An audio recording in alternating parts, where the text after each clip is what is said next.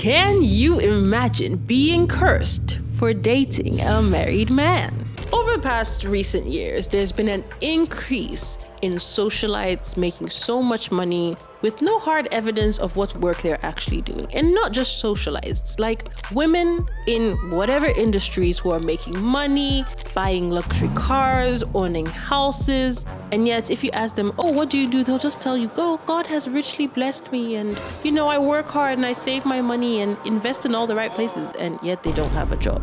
So seeing this, 22-year-old Maureen was aspiring for that lifestyle. She came from humble beginnings where her mother worked really hard to afford any little thing she could to help Maureen, but she also had to take out loans to ensure that Maureen went into a good school. Unfortunately, Maureen was often looked down upon in those schools because she wasn't rich, she wasn't cool, she wasn't popular. And all of that bullying and that negative attention honestly made her feel very bad about herself, made her start eating a lot and gain weight. Regardless of the weight gain, she was very pretty.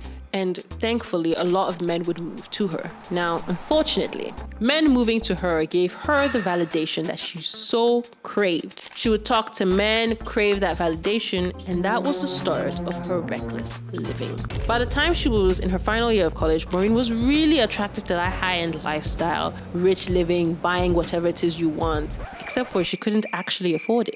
So she realized the key to her success would be to date richer and older men. Immediately, she dropped her boyfriend at the time, started dating richer, older men, and they were able to finance the lifestyle she desired. Little by little, she saved up money to do the one thing she really, really wanted, and that, ladies and gentlemen, was a BBL.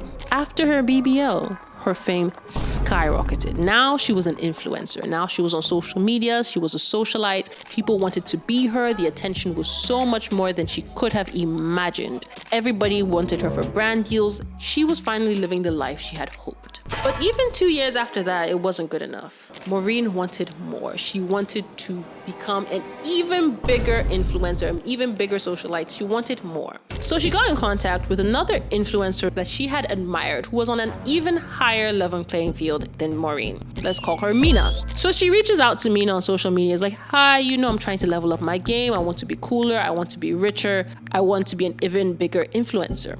Mina told her, I don't usually give trade secrets away, but I kind of like you. I think we could be great friends. So Mina explained to her that, look, find a married man with a lot of money and get pregnant by him.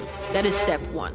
Maureen was like, okay, yeah, that's easy. I have so many married men in my DMs. All I have to do is scroll and pick. That's exactly what she did. Step two, Mina told her that when you get to the 8-week mark, me and you are going to go to Cotonou, Benin. There, we will stay with the fetish priest. By the time Maureen had gotten pregnant, she then informed Mina and they went to Benin.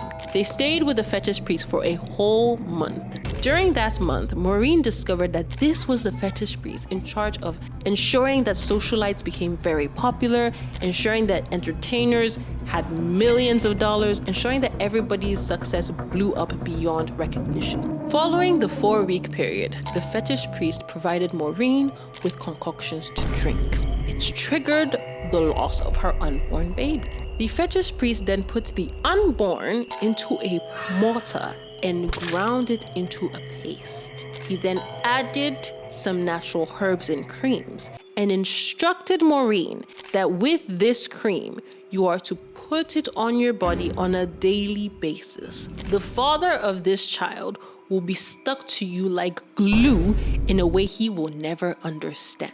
He will give you your heart's desires. And with that, both Maureen and Mina left. Now, Mina told Maureen, make sure you do not repeat any of what we've done to anybody, ever. And ensure that you only do this once. So Maureen went about her life. She started to apply this cream. And just like the fetish priest had told her, this man would not leave her alone. Everything she asked for, money, house, cars, businesses, he would give her without question. 2 years later, she wanted more. Completely disregarding Mina's cautionary tale, she set out to find victim number 2. This time, the 5th richest man in Nigeria at the time, who had just slid into her DMs. They had just started talking and Maureen decided that he was going to be victim number 2. So she with the man, got pregnant by the man, and skedaddled straight to Benin.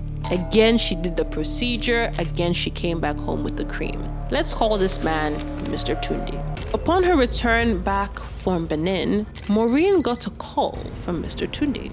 She quickly, again, applied the cream and got ready to pick the call. She picked the call and realized that Mr. Tunde was sounding very standoffish, very cold, very unresponsive. And she was like, "Hey, honey, what's wrong? What is happening?" And he told her, "Look, turn on your camera. I have something to show you." She turns on her camera and sees Mr. Tunde wearing a red gown with a red head wrap. He was standing in a room filled with other gentlemen wearing a similar attire but dressed all in black. Mr. Tunde looked at her and said, "Maureen, I am part of a secret society here in Nigeria and I am aware of what you went to do in Benin. Unfortunately for you, it will not work. What will happen instead is we will curse you." Shocked and wanting to hear nothing more, Maureen quickly cut the call and blocked Mr. Tunde.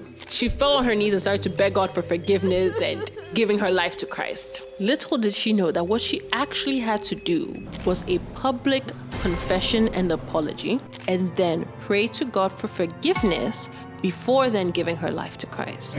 Unfortunately for her, the curse had followed her regardless, and Maureen had gone completely crazy. To make matters worse, she suffered a stroke, which completely paralyzed the right half of her body. Now, she's not even sane enough to publicly confess and apologize, much less ask God for forgiveness. So ladies, when you see celebrities and socialites flaunting cars and money and houses, be careful in envying them. You never know what it is they did to get what it is they have. Now that's an entangled web.